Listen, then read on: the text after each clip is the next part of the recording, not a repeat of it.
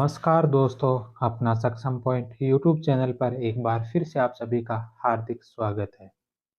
हम पढ़ रहे थे नाथ पब्लिकेशन की बुक, जिसमें अब तक हमारे 17 चैप्टर हो चुके हैं।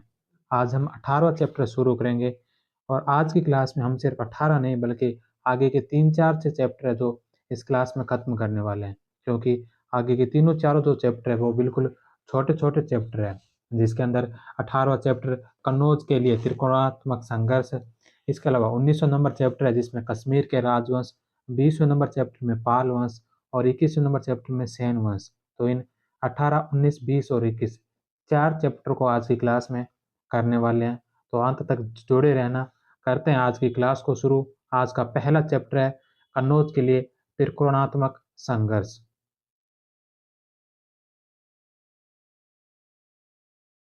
यशोवर्मन की मृत्यु के पश्चात कन्नौज पर अधिकार को लेकर गुर्जर प्रतिहार, पाल व दक्षिणी भारत के राष्ट्रकूटों के मध्य त्रिकोणीय संघर्ष प्रारंभ हुआ, जो 8वीं शताब्दी ईस्वी के अंत से शुरू होकर लगभग 150 वर्षों तक अनेक चरणों में चला।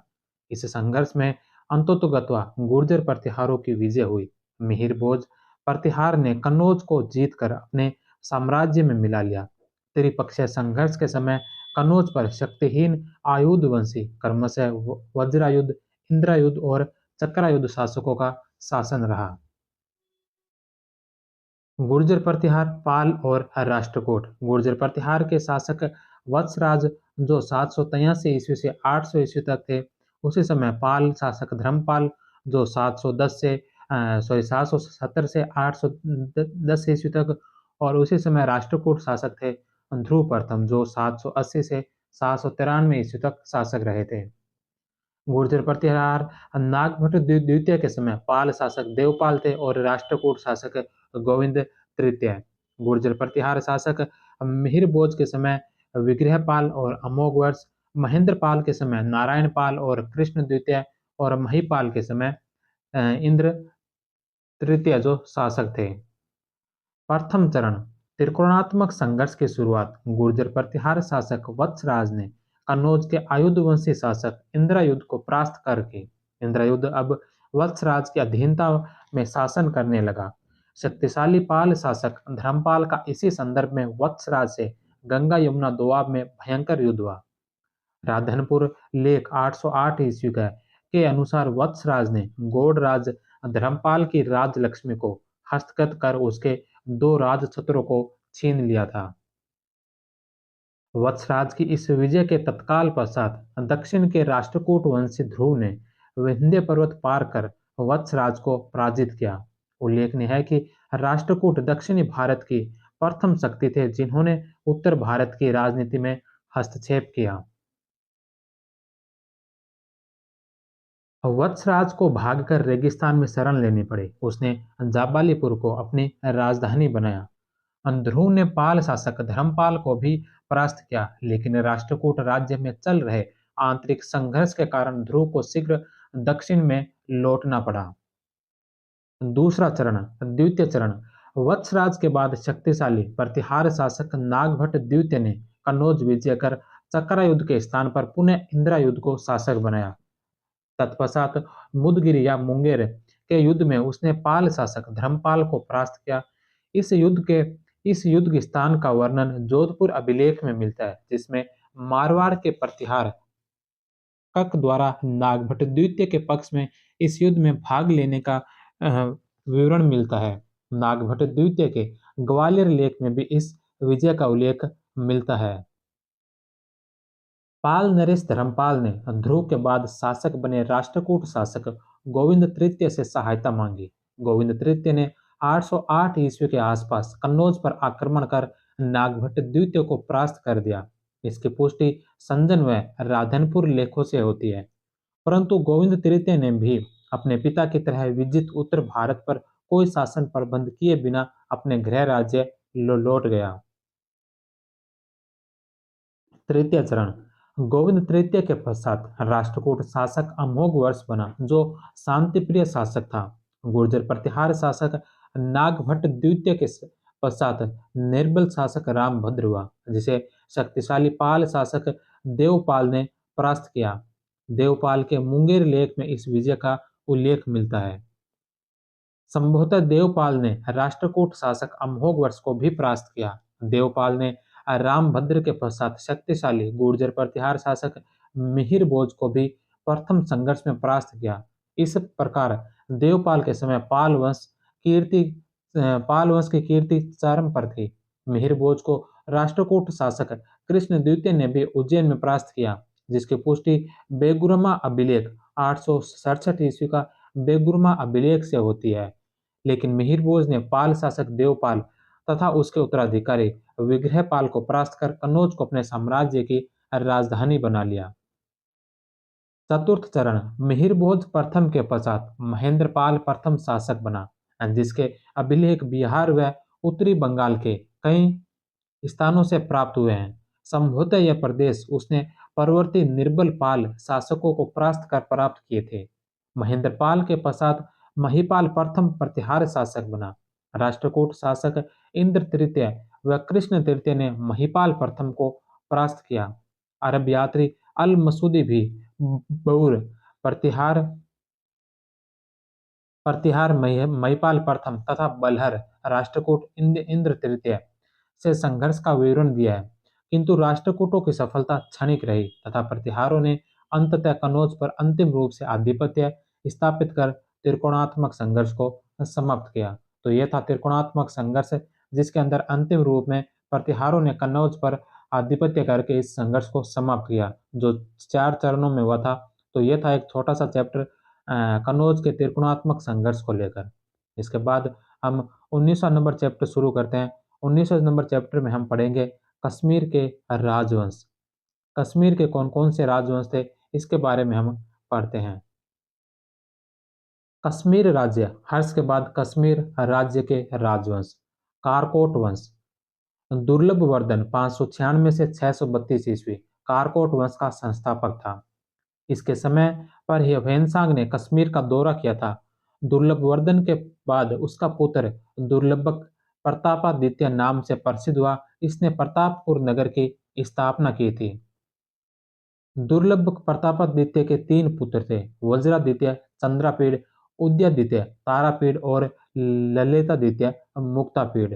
चंद्रापीड़ के समय अरबों ने आक्रमण किया, जिसका इसने सफलतापूर्वक सामना किया। कल्हण ने इसकी प्रशंसा की थी। उदयादित्य को कल्हण ने क्रूर शासक बताया था।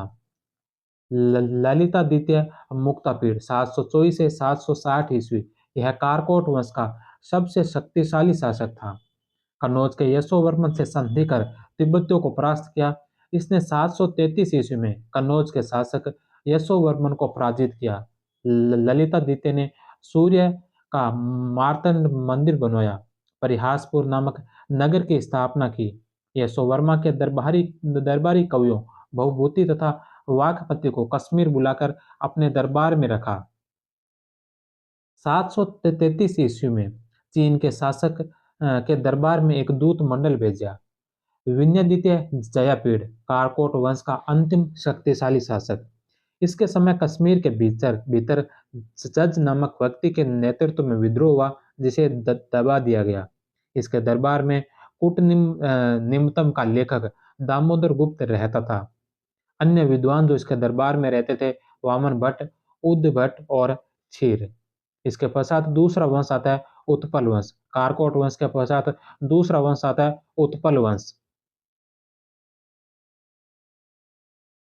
अवंती वर्मन 855 से 883 ने अपने प्रधानमंत्री सूर्य की सहायता से उत्पल वंश की स्थापना की। इसके सु या खुया नामक इंजीनियर ने कृषि की उन्नति के लिए सिंचाई की उत्तम व्यवस्था की।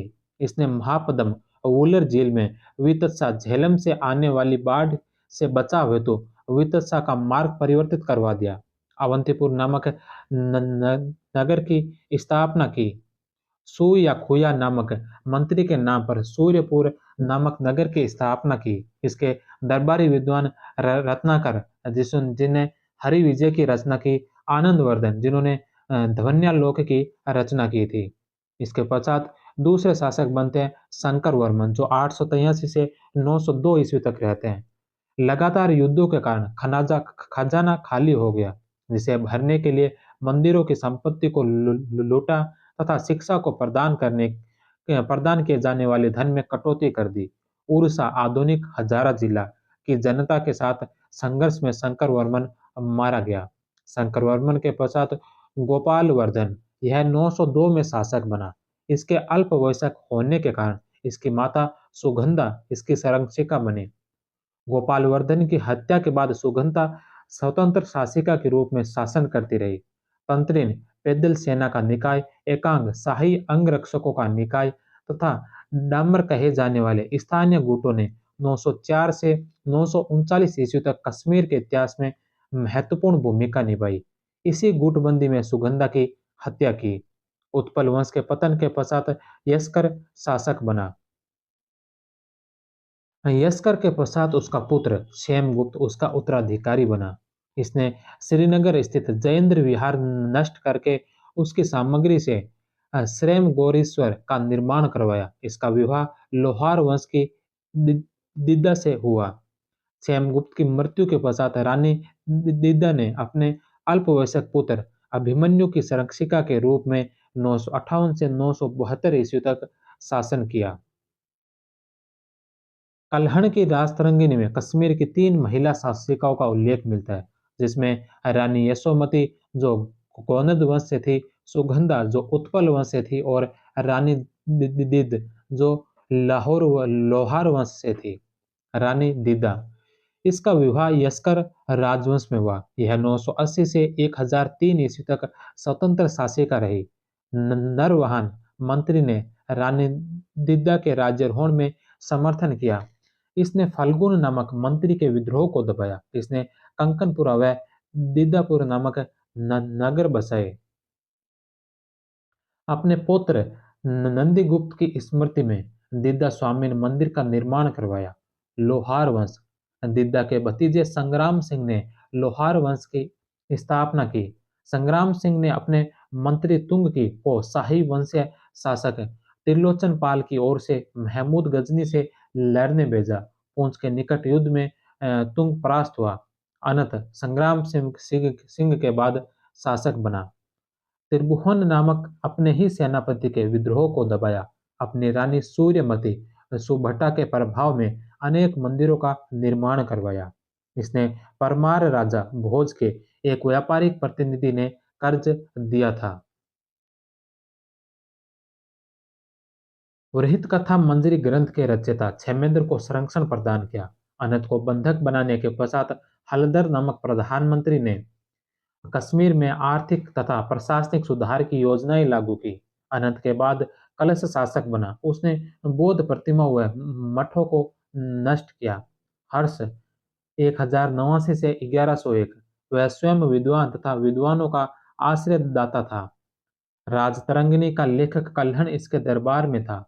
इसने देवोत्पल नायक नामक अधिकारी की नियुक्ति मंदिरों को लूटने व मूर्तियों को क्षतिग्रस्त करने के लिए की। अतः कल्हण ने इसे तुरुस्क कहा।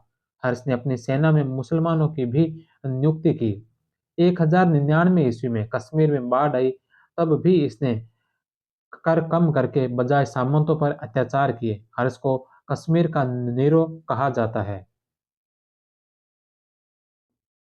हर्ष के भाइयों उच्छल तथा सुशल ने हर्ष की हत्या कर दी। जय सिंह लोहार वंश का अंतिम शासक। इसके समय ही कल्हण की राजतरंगिणी पूर्ण हुई। अलंकार नामक संधि विग्रह तथा राजस्थानियों के नेतृत्व में एक सम्मेलन बुलाया, जिसमें गहड़वाल वंशी गोविंद चंद्र का प्रतिनिधि सुहल तथा कोंकण के सिलहार राजा अपरादित्य का प्रतिनिधि तेजकंठ शामिल हुआ। दरबारी कवि शंख ने श्री कृष्णचरित की रचना की थी। तो ये थे प्रमुख कश्मीर के राजवंश, जिसमें कारकोट वंश, उत्पल वंश और लोहार वंश के बारे में पढ़ा। अब हम नेक्स्ट चैप्टर 20 नंबर चैप्टर, इसमें हम पढ़ेंगे पाल वंश के बारे में। पाल वंश और सैन वंश जो दो वंश थे, इसमें हम पहले पाल वंश के बारे में पढ़ते हैं और अगले 21वें नंबर चैप्टर में पढ़ेंगे सैन वंश के बारे में। तो शुरू करते हैं पाल वंश के बारे में। गोपाल 750 ईस्वी से 770 ईस्वी यह पाल वंश का संस्थापक था, जिसे जनता ने चुना था। यह बौद्ध धर्मावलंबी था। उसने ओदंतपुरी विहार तारानाथ के अनुसार तथा नालंदा में एक विहार की स्थापना की थी। गोपाल के बाद शासक बनते हैं धर्मपाल 770 ईस्वी से लेकर 810 ईस्वी। गोपाल के पश्चात धर्मपाल पाल वंश का शासक बना। उसने अपने पिता से उत्तराधिकार में प्राप्त छोटे से राज्य को विशाल साम्राज्य में परिणत किया। उसके शासनकाल के प्रारंभ में उत्तर भारत का राजनीतिक वातावरण बड़ा अस्त व्यस्त था। गुर्जर प्रतिहार वंश का वत्सराज पूर्व की तरफ तथा राष्ट्रकूट वंश का ध्रुव उत्तर भारत में राजनीति में भाग लेने के लिए आतुर था। धर्मपाल को सर्वप्रथम वत्सराज ने हराया तथा बाद में ध्रुव ने भी परास्त किया। ध्रुव के दक्षिण में लौट जाने के पश्चात धर्मपाल ने उत्तर भारत में अपनी प्रभुसत्ता स्थापित करने का सफल प्रयास किया। सर्वप्रथम उसने कन्नौज पर आक्रमण कर इंदिरा युद्ध को पद से हटाकर चक्करा युद्ध को अपना अधीनस्थ शासक बनाया। इस प्रकार कुछ समय के लिए धर्मपाल उत्तर भारत का सार्वभौम शासक बन गया। इसलिए 11वीं सदी के गुजराती कवि सोढल ने उदय सुंदरी कथा में उसे उत्तरापथ स्वामी कहा है। वत्सराज के उत्तराधिकारी गुर्जर प्रतिहार शासक नागभट्ट द्वितीय ने कन्नौज के चक्करा युद्ध को हटाकर मुंगेर मुदगिर के युद्ध में धर्मपाल को परास्त किया, लेकिन नागभट्ट द्वितीय को पुनः राष्ट्रकूट शासक गोविंद तृतीय से पराजित होना पड़ा। संदन ताम्रलेख के अनुसार धर्मपाल तथा चक्करा युद्ध ने भी गोविंद तृतीय की अधीनता स्वीकार कर ली। धर्मपाल ने राष्ट्रकूट राजकुमारी रत्ना देवी से विवाह किया। मुंगेर अभिलेख के अनुसार नालंदा अभिलेख में धर्मपाल को परम भट्टारक परमेश्वर तथा महाराजा धीराज कहा गया। कर्ग नामक एक ब्राह्मण मंत्री ने उसके साम्राज्य विस्तार में महत्वपूर्ण योगदान दिया है। भागलपुर लेख में उसे समकर उचित कर लगाने वाला तथा सबके प्रति समान व्यवहार करने वाला कहा गया है। धर्मपाल ने विक्रमशील, निर्वाण नारायण तथा राजत्रयचाधिपति तीन राजाओं का स्वामी जैसी उपाधियां धारण की। धर्मपाल बौद्ध धर्म का अनुयायी था। अभिलेखों में उसे परम सौगात कहा गया। धर्मपाल ने विक्रमशिला विश्वविद्यालय, अतिचक बिहार तथा सोमपुरी, शौर्यपुर महाविहार, वारेन पहाड़पुर राजशाही जिला बंगाल की स्थापना की। ओदंतपुरी महाविहार जो बिहार में की स्थापना का श्रेय भी तिब्बती स्रोत धर्मपाल को ही देते हैं। उसने नालंदा महाविहार का पुनरुद्धार करवाया था। उसकी राज्यसभा में हरिभद्र नामक बौद्ध विद्वान निवास करता था। उसने अष्टसहस्त्री का प्रज्ञापारमिता नामक बौद्ध ग्रंथ की रचना की थी।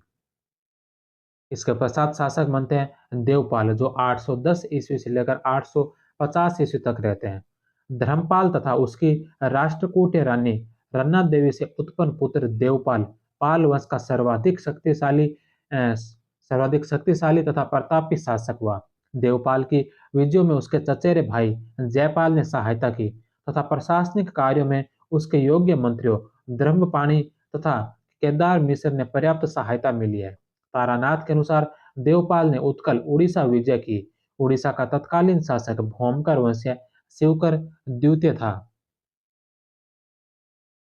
देवपाल ने कम्बोज विजय तिब्बत क्षेत्र में भी हासिल किया। अरब यात्री सुलेमान के 851 ईस्वी के लेख के अनुसार रुहुमा पाल वंश सेना राष्ट्रकूटों तथा गुर्जर प्रतिहारों से अधिक शक्तिशाली थी। देवपाल बौद्ध धर्मावलंबी था तथा उसने भी पिता की तरह परम सौगात की पदवी धारण की। तिब्बती लेखक तारानाथ देवपाल को बौद्ध धर्म का पुनरुद्धारक तथा पुनर्स्थापक कहता है। मुंगेर अभिलेख के अनुसार सुवर्णद्वीप सुमात्रा के शैलेंद्र वंशी शासक बालपुत्र देव के अनुरोध पर देवपाल ने नालंदा में एक बौद्ध विहार बनवाने हेतु वहां रहने वाले भिक्षुओं के भरण पोषण तथा हस्तलिखित पुस्तकों के रख रखाव हेतु श्रीनगर भुक्ति पटना के अंतर्गत राजगृह में 5 गांवों का दान किया था। उसने नगरहार जलालाबाद के प्रसिद्ध विद्वान वीरदेव का सम्मान किया तथा उन्हें नालंदा महाविहार का अध्यक्ष नियुक्त किया। उसने अपनी राजधानी मुंगेर स्थानांतरित की। देवपाल के पश्चात 1088 ईस्वी तक पाल वंश का इतिहास अवनति का काल है।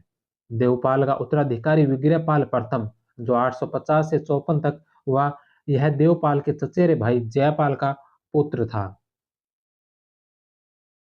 विग्रहपाल यह विजय तथा प्रशासन की अपेक्षा यज्ञ व अनुष्ठान में अधिक रुचि लेता था। अतः शीघ्र ही उसने अपने पुत्र नारायणपाल, जो 854 से लेकर 908 ईस्वी तक शासक रहा था, के पक्ष में सिंहासन त्याग कर संन्यास ग्रहण कर लिया।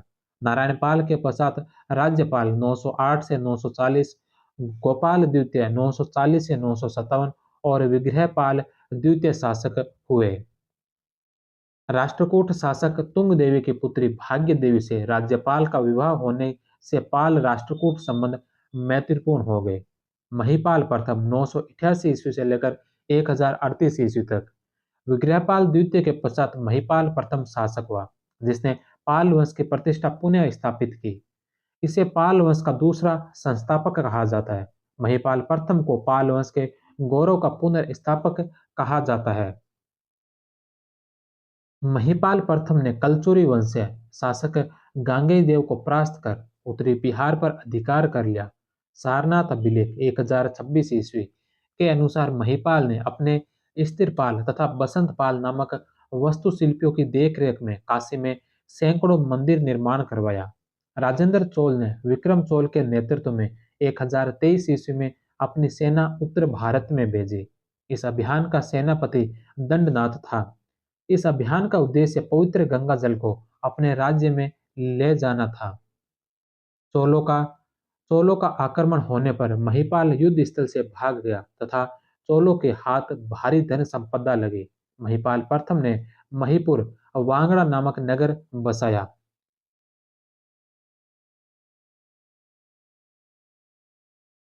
तथा महिपाल दिघी तालाब, जो दिनाजपुर में, का निर्माण करवाया। महिपाल ने दीपंकर श्रीज्ञान अतिसा नामक बौद्ध भिक्षु के नेतृत्व में एक बौद्ध प्रचार मंडल तिब्बत भेजा था।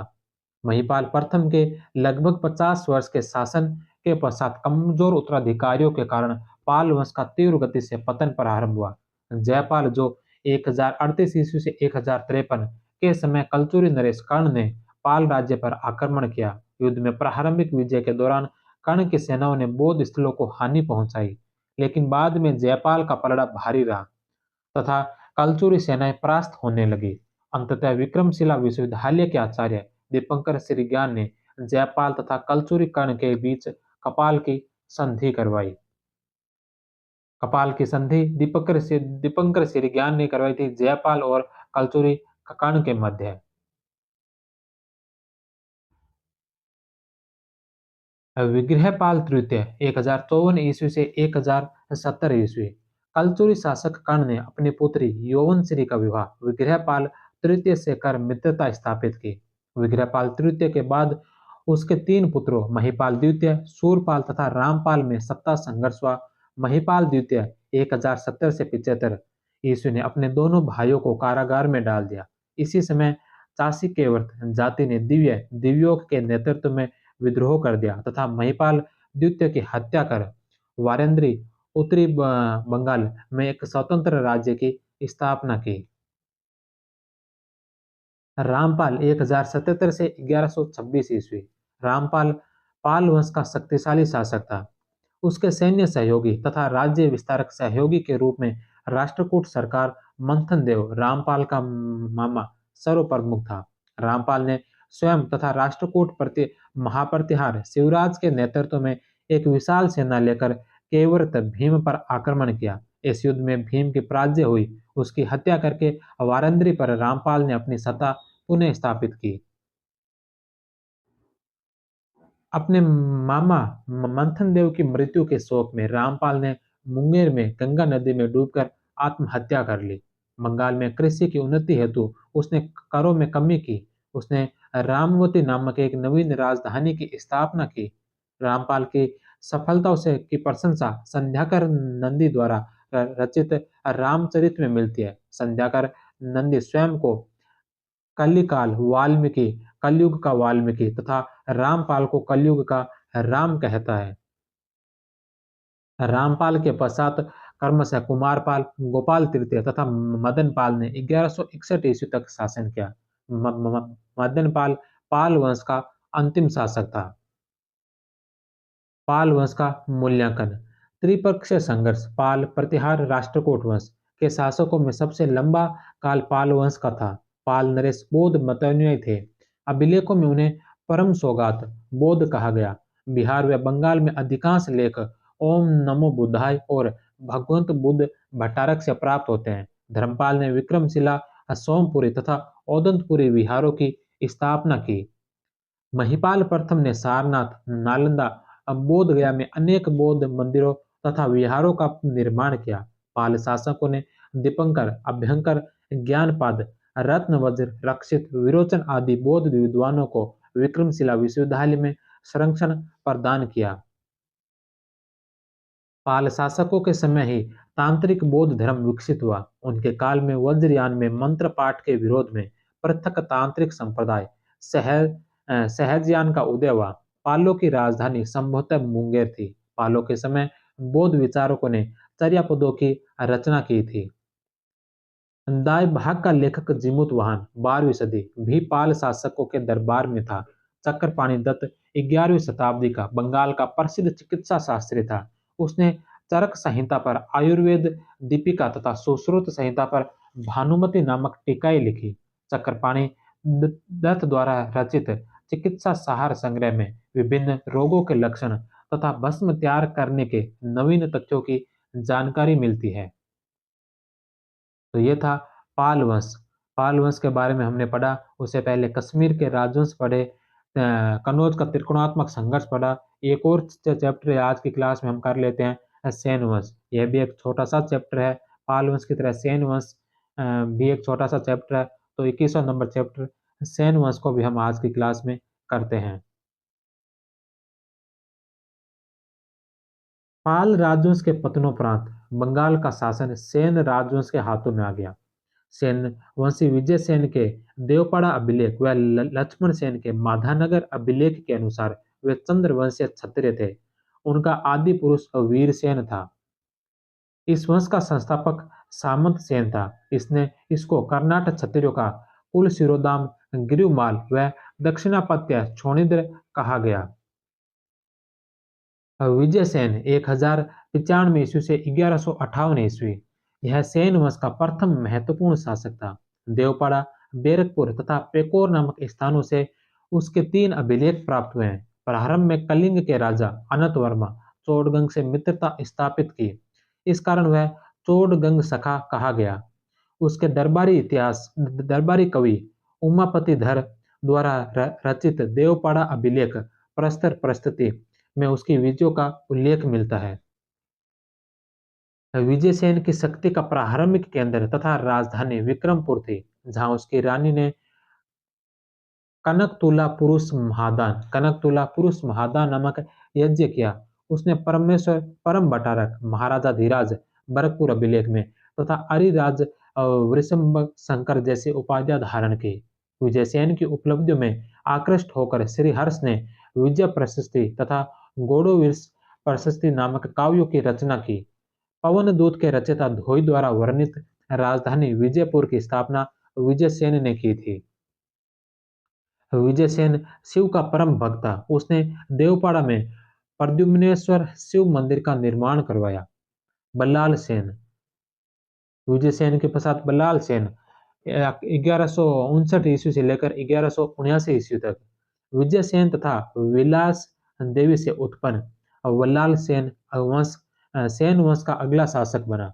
पाल सेन की सत्ता को अंतिम रूप से समाप्त कर सेन वंश की सत्ता का प्रतिष्ठापन वल्लाल सेन ने किया। उसने संपूर्ण बंगाल पर अधिकार कर लिया।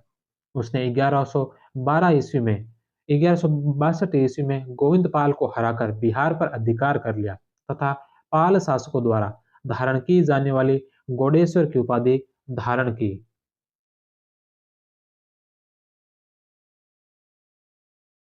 वल्लाल सेन ने नवद्वीप को राजधानी बनाया। वल्लाल सेन ने चालुक्य शासक जगदेकमल द्वितीय की पुत्री रामदेवी से विवाह कर अपने राजनीतिक संबंध सुदृढ़ किए। उसने परम महेश्वर, परम भट्टारक, महाराजा धीराज और निशंक शंकर की उपाधियां धारण की।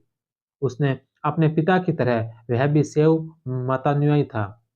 सर्वप्रथम वल्लाल सेन ने कन्नौज, कान्याकुब्ज से अनेक ब्राह्मण परिवारों को बुलाकर बंगाल में बसाया तथा कुलीन प्रथा को संगठित किया और कुलीनवाद नामक सामाजिक आंदोलन चलाया। उसने 1169-70 ईस्वी में स्मृतियों पर आधारित दान सागर नामक ग्रंथ की रचना की। उसने 1168-69 ईस्वी में खगोल विज्ञान पर अद्भुत सागर नामक ग्रंथ की रचना प्रारंभ की, जिसे उसके पुत्र लक्ष्मण सेन ने पूर्ण किया।